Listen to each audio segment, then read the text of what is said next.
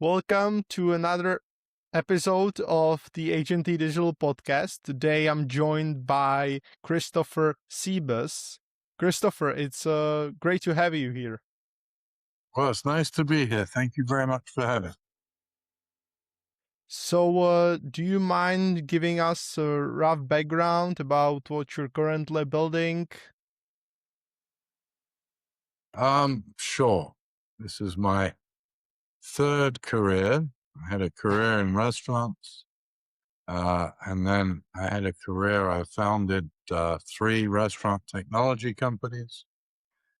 And about 2 years ago, my former CMO in my last company and I started a company called Incentive. And incentive is our thesis fundamentally is we created a cross-platform, it's a data-first advertising intelligence platform, and it exists to drive provable ROAS.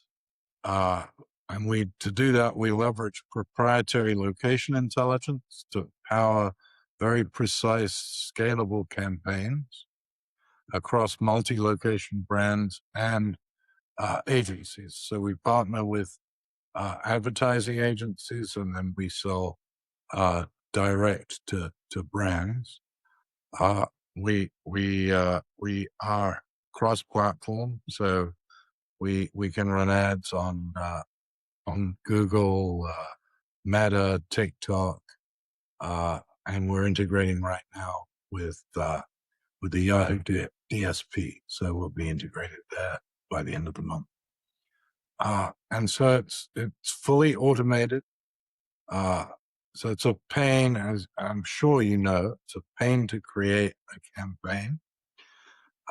And even though you might have a similar campaign on Google as you have on Meta, for example, each campaign has to be created uniquely for each platform because they have different tools. And we do all of that automagically.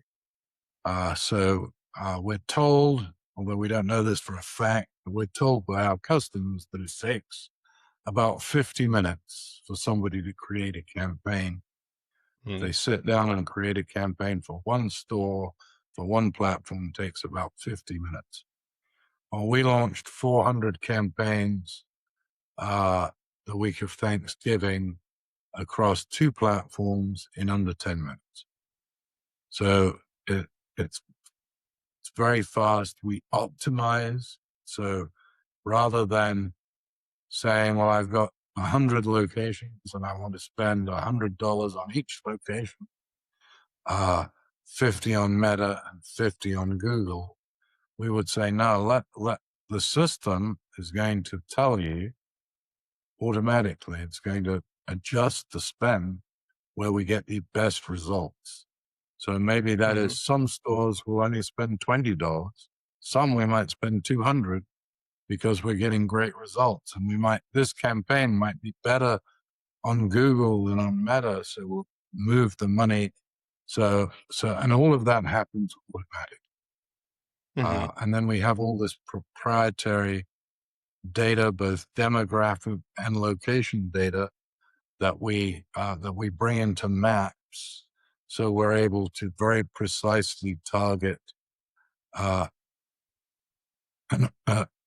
audience in 1 kilometer radii. So I'll give you an example. If you're a consumer products brand and you want to sell in Miami to predominantly Hispanic neighborhoods where the household income is above $120,000, and we want 60% of the people to own their own home, you can target Miami.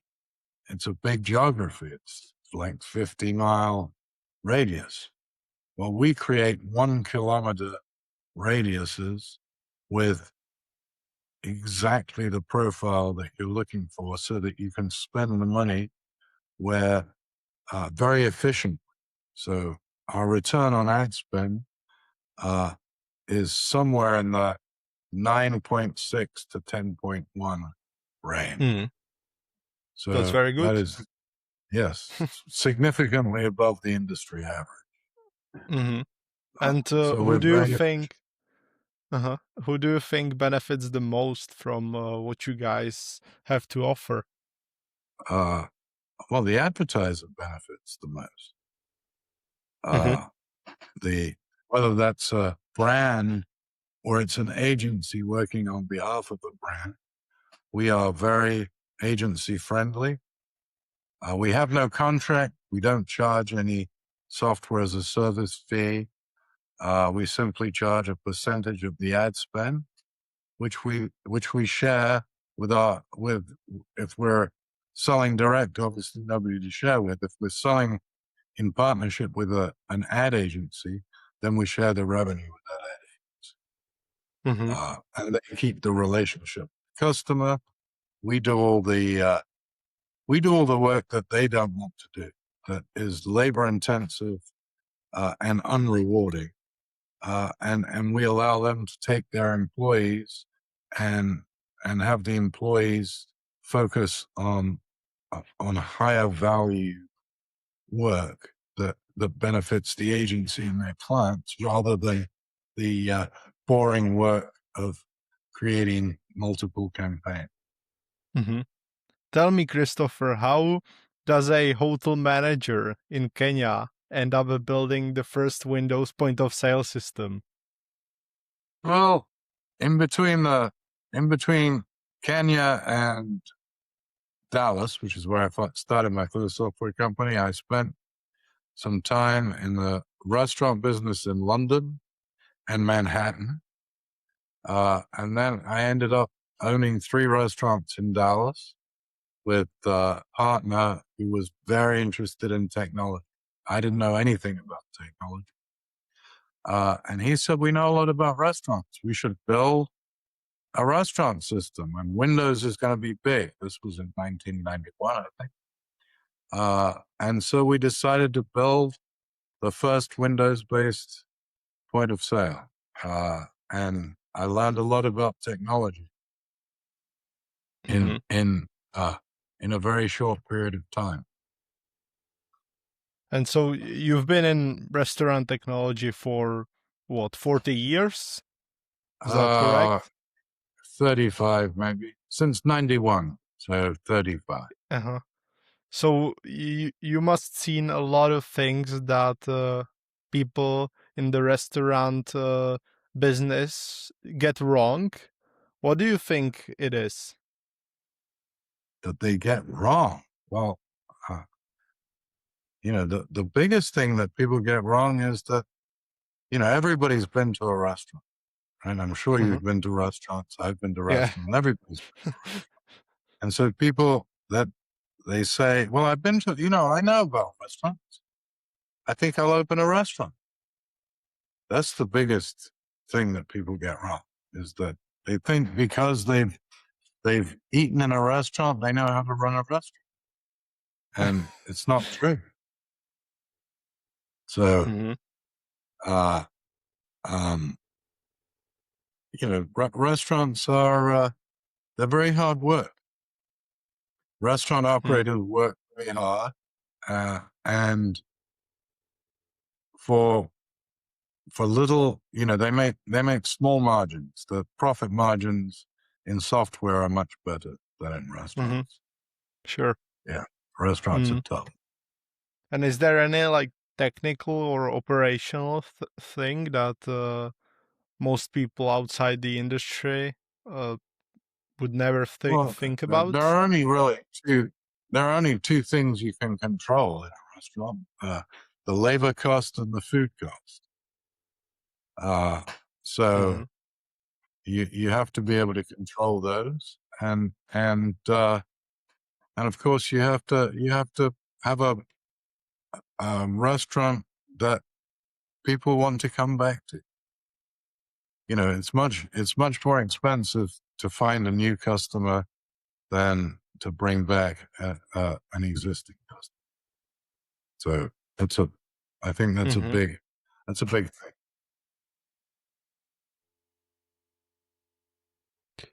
I also seen that you served as CEO of Novadin, which was basically online ordering before online ordering was a thing. So, Um, how many times in your career have you been early to something like this? well, I was helping out a friend who founded that company, and I joined really to help him sell that business, which I did. Mm-hmm. I was not particularly early to that business. I was early in. I was definitely early in restaurant technology. My early years there, we were replacing a lot of pen and paper based systems. And I think we're early in the journey with incentive. We've looked very hard to find who we compete against, Mm-hmm. and we can't find somebody that does what we do. I would be happier if we could find somebody. It's I think it's harder being the only one.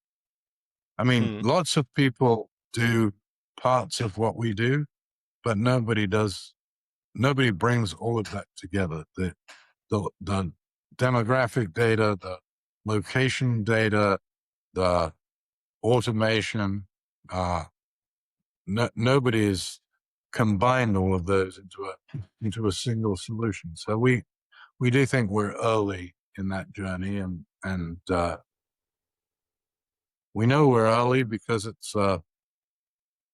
we have a easy time explaining what we do to ad agencies and a difficult time explaining what we do to chief marketing officers who Mm. think it's too good to be true.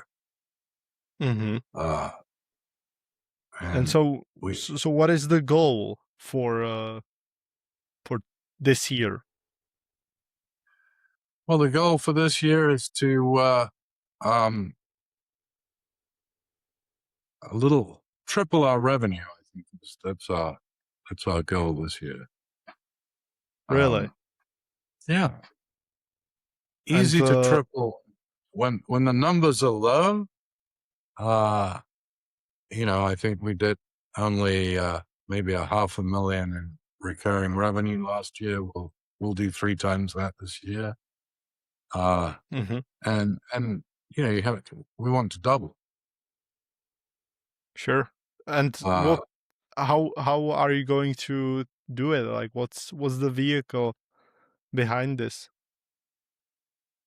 well, we partner with agencies and we sell direct to multi-unit um, brands across all kinds of verticals that are interested. Our largest customer is Verizon, Mhm.